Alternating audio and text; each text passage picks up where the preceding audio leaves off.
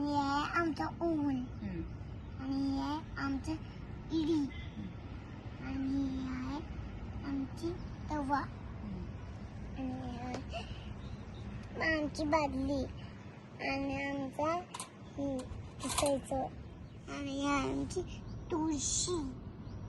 आणि हे आहे आमचा पोळीचा डब्बा आणि हे आहे आमचा आंघोळीचा जग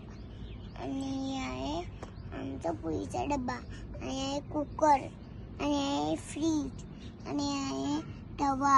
आणि हे आहे चाळणी आणि तो चहा बनवत आहे